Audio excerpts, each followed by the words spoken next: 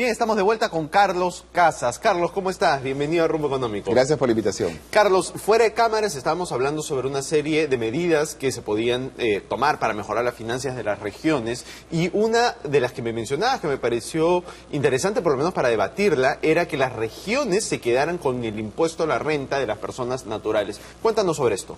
Mira, lo que tenemos es la literatura internacional cuando se habla de descentralización y descentralización fiscal. Un principio básico es el tema de responsabilidad fiscal. Yo no puedo gastar plata que me transfiere otro. Yo tengo que ser responsable por una fuente de ingresos que yo de alguna manera pueda controlar. La propuesta nuestra no va por darles a ellos para que recauden, sino es la SUNAT tiene registrado a los contribuyentes donde viven y por tanto los que paguen impuestos a la renta en Junín, por ejemplo, que lo recaudado vaya a esa zona.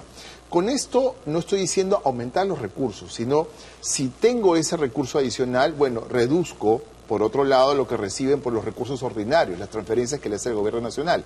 La idea es que al inicio estén igual como estaban el día anterior. ¿Y cuál es la ventaja entonces? Porque al final del día siempre termina siendo una transferencia al gobierno nacional, no importa exactamente cuál sea la fuente, ¿no? Porque hoy en día también el gobierno recauda a través del sistema tributario, a través de la SUNAT, y luego transfiere a los gobiernos regionales. Bajo el esquema que tú planteas, también se recaudaría en la región y le daría los recursos se transfiere a la cuenta, región, ¿no? Y la ventaja que creo yo aquí es que lo que tenemos es básicamente que los niveles de evasión son más elevados fuera del IVA. Ya. Hay menos control. Sí. Entonces, en este caso creo yo que podríamos alinear incentivos entre el gobierno nacional, la Administración Tributaria Nacional, SUNAT, y los gobiernos regionales para justamente hacer labores de fiscalización en donde se pueda lograr incrementar la recaudación. Y la ventaja va a ser aumentar la recaudación en esos departamentos y lo que se obtenga de eso va a ser para el propio departamento. Entonces la ventaja que tú estarías diciendo es que esto generaría incentivos para que el gobierno regional ayude a SUNAT a fiscalizar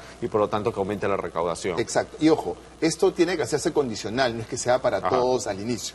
La idea es, quienes los vienen haciendo bien, por ejemplo, tenemos el caso de San Martín, el caso de Moquegua, con ellos se podría empezar, y no es muy complicado, porque uno cuando ve el registro y ve cómo está distribuido el impuesto a la renta que pagan las personas naturales, más o menos coincide con el PBI, lo cual no ocurre con las empresas, porque la mayor parte están domiciliadas en Lima. Claro. Entonces, yo creo, y además, no estamos hablando de muchos recursos, lo cual te da la idea de poder trabajar con pequeños montos y ver cómo va avanzando como una experiencia piloto, donde SUNAT también tendrá que colaborar en ayudar al gobierno regional para que fiscalice y les pueda proveer información. Ahora, entonces esto realmente es una estrategia para mejorar la recaudación, pero ¿el gobierno regional realmente le es útil a SUNAT para efectos de recaudar más? ¿Qué puede hacer un gobierno regional para estos fines? Bueno, lo que puede hacer básicamente es desarrollar, o sea, un principio básico de la descentralización es que las autoridades están más cerca de la población.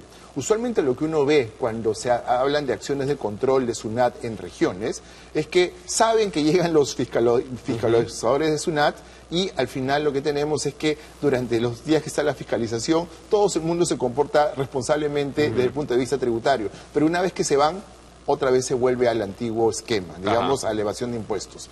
La idea es, el gobierno regional sabe dónde está la gente, sabe dónde pueden estar los focos de evasión de impuestos y justamente puede ayudar señalando dónde están y de esa forma obtener más recursos. Y la idea también es que las autoridades asuman responsabilidades, porque es bien fácil administrar algo si es que yo recibo transferencias. Acá ellos tendrían parte del esfuerzo para poder generarse los ingresos. Claro. Ahora, esto puede tener sentido para efectos de mejorar la recaudación, pero yo creo que la pregunta que muchas personas se hacen es si realmente en las regiones, y en general no solamente en las regiones, yo también lo diría respecto del Estado, respecto al gobierno central, si el problema realmente es poca recaudación o el problema es incapacidad para ejecutar, porque lo que termina sucediendo todos los años es que los recursos fiscales se quedan en la caja y no se ejecutan. Entonces, con razón mucha gente se pregunta, ¿por qué ajustar más al contribuyente? Al contrario, habría que liberarlo y dejar libres esos recursos.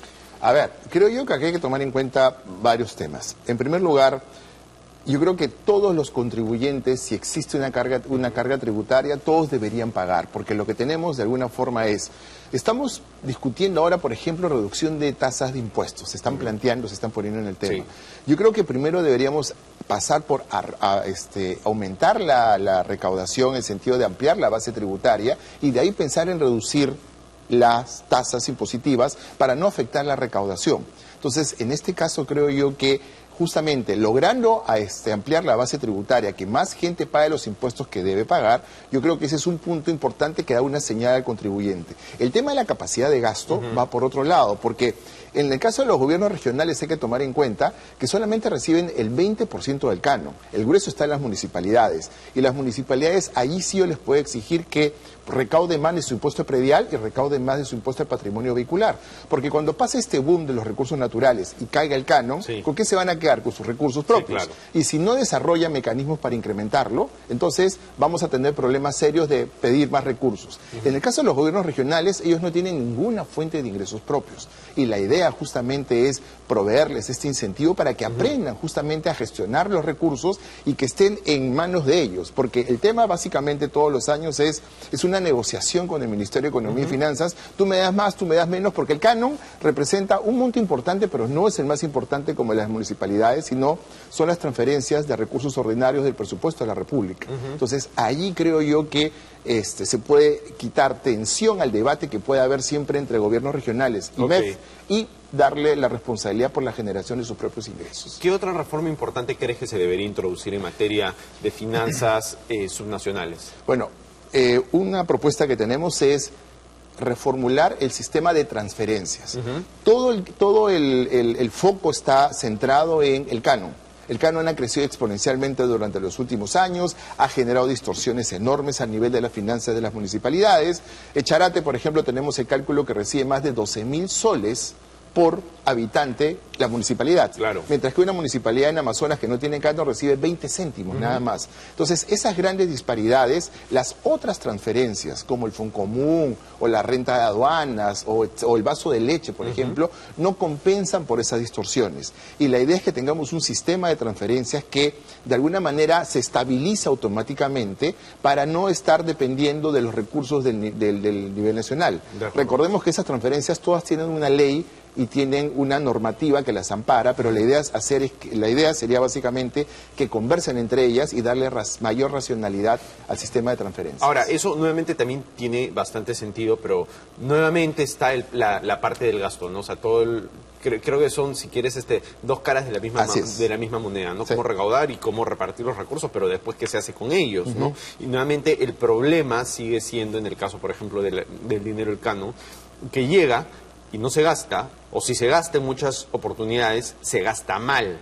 ¿Qué reformas deberíamos hacer para que eso no suceda? Bueno, eso pasa por otro tipo de reformas. En el caso, el punto nuestro básicamente es el nivel nacional ha renunciado a su rol rector. ¿Qué implica esto? Yo establezco las reglas del juego. Es como la FIFA que en el fútbol pone las reglas del juego generales. ¿Cómo armo mi equipo? ¿Cómo es mi estrategia? Eso ya es una cuestión que lo hace cada entrenador. Y en este caso sería lo que haría cada uno de los gobiernos regionales o locales. Pero este rol rector de fijar las reglas implica también un acompañamiento, pero sobre todo una supervisión y un poder de sanción. Y eso es lo que se ha perdido.